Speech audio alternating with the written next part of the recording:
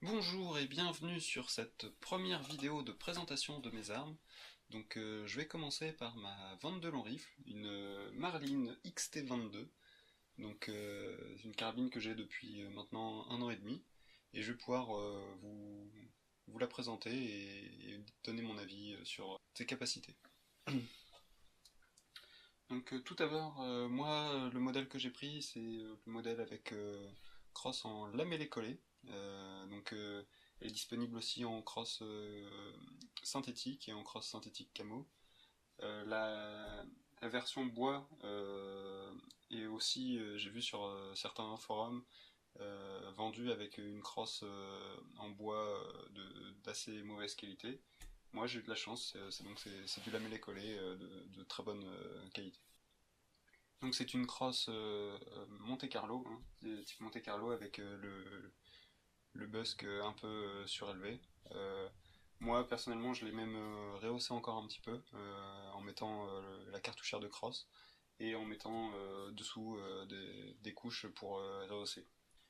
Cette carabine est vendue avec une visée métallique. Là moi j'ai démonté hein, pour l'aspect esthétique. Et aussi pour l'aspect pratique, parce que là, avec la lunette que j'ai installée dessus, sinon ça ne passait pas au niveau de la housse. Donc, la lunette que j'ai installée dessus est une lunette Sutter, 3,12 par 50. Je l'ai mise sur des embases vendues à part. Euh, le boîtier étant percé taraudé, ça permet de monter ce type d'embase vendu spécialement. Ensuite, j'ai installé un cache-flamme, euh, un cache-flamme Anschluss que j'ai trouvé pour pas très cher. Donc c'est pareil, c'est pour l'aspect esthétique, mais c'est aussi pour l'aspect pratique, étant donné que grâce à ce cache-flamme,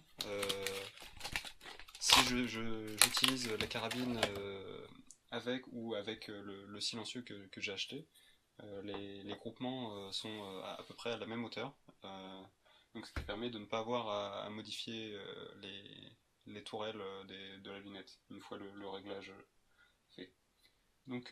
Ensuite, j'ai installé sur cette carabine des rails Picatinny sur la crosse. Pour les accessoires que j'ai, hein, comme par exemple les caméras d'action que j'ai, le bipied est monté aussi sur un rail, sachant que c'est un bipied type Aris, il aurait pu être monté facilement sur un anneau de grenadière.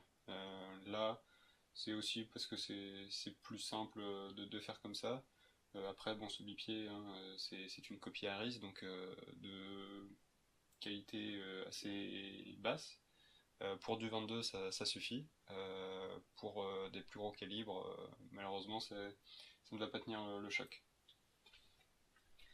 Donc, cette carabine est livrée avec des chargeurs, avec un chargeur 5 coups, ce qu'on voit bien en sort, voilà. 7 coups d'ailleurs. Moi je n'en mets que 5 dedans pour le côté pratique, hein, parce que ça me fait faire des séries de 10, étant donné que j'en ai acheté un deuxième. Mais aussi pour que le ressort ne soit pas trop sollicité hein, et ne se détende pas avec le temps. Donc la détente sur cette carabine est une détente Profire, réglable et avec une sécurité sur la queue de détente. C'est l'équivalent de la détente AQ-Trigger de chez Savage. Je vais vous montrer après en démontant le canon comment on règle cette détente. La sécurité est présente ici. Après. Ici, là, voilà. Ici, là, vous avez la sécurité, hop, assez rapidement. Et sur la queue de détente, donc là, vous voyez la sécurité. Si ce petit levier n'est pas enclenché, la queue de détente ne peut pas être actionnée.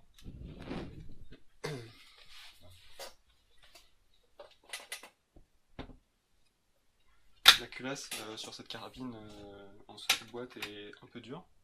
Moi, après 1 an et demi et environ 5000 cartouches, elle est très très fluide. Je vais vous montrer la culasse. Donc voilà, là on voit bien avec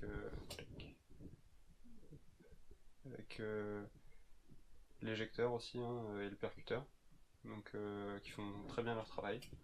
Voilà, donc là il y a un petit repère rouge pour voir quand la culasse est engagée et prête à tirer. Étant donné que de toute façon, la meilleure sécurité hein, sur une arme, ça reste le tireur. Et vous voyez, il n'y a pas de souci particulier sur cette culasse. Hop. Et donc je vais vous montrer comment démonter cette carabine. C'est très très simple pour démonter le canon. Donc il y a une première vis ici, et ensuite, si je ne dis pas de bêtises, c'était celle-là, voilà. Donc ces deux vis à démonter, et on peut accéder après directement au canon et à la détenterie.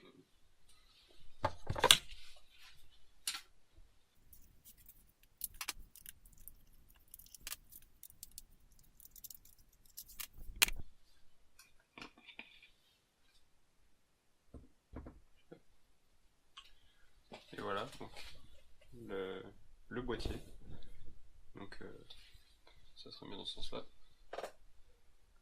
Le boîtier, donc avec cet écrou à dévisser, et cette vis avec une clé Allen à serrer ou desserrer pour régler la détente. Donc voilà, là on voit bien la sécurité hein, sur ce côté-là. Donc vous voyez quand on l'active ou pas, ça bloque complètement la détente. Donc ce canon ne peut pas être totalement flottant hein, à cause de ce petit élément qui fait que le canon est tenu en fait à ce niveau-là pour maintenir sur la crosse. Donc ça n'enlève rien à la précision de l'arme, hein, mais il faut savoir que là il y aura toujours 1,5 cm, 2 cm du canon qui ne peuvent pas être flottants. Donc ensuite, pour nettoyer, c'est pas mal, c'est l'emplacement du magasin est dévissable, voilà là, et il bascule pour accéder à la chambre et pouvoir tout nettoyer. Donc ensuite, ce canon aussi est de très bonne qualité et est avec la technologie micro groove de Marlin. Donc c'est un canon à 16 rayures. Donc il est assez difficile en munition, hein. Faut vraiment trouver la munition qui colle bien. Moi je sais qu'avec les CCI ça marche pas mal. Donc après c'est à vous, hein, étant donné que chaque canon est différent. Donc, ensuite, une modification que j'ai fait sur la crosse, j'ai passé un coup de Dremel sur toute la partie avant de la crosse. Pour justement que le canon soit flottant. Et comme vous voyez, là, je me suis arrêté à ce niveau-là. C'est là où le canon est fixé à l'aide du petit élément que je vous ai indiqué.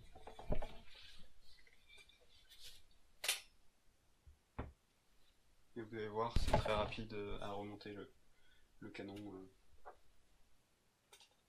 et l'action.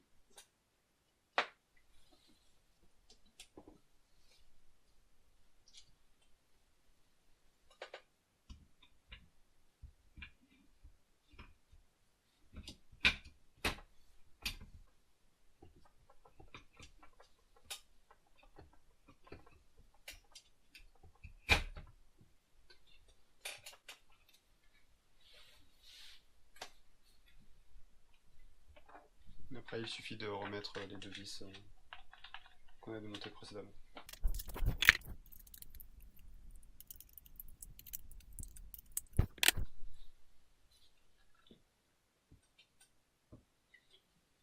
Donc là, c'est ce que je vous expliquais, hein, le canon avec ce que j'ai pu faire dessus, le canon est flottant. Donc, là, vous voyez, hop. Et ça s'arrête à cet endroit-là, hein, c'est là où il y a l'élément qui est fixé au canon.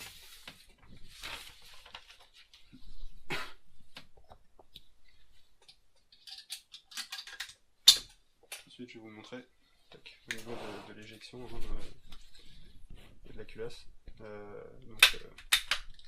Là, hop.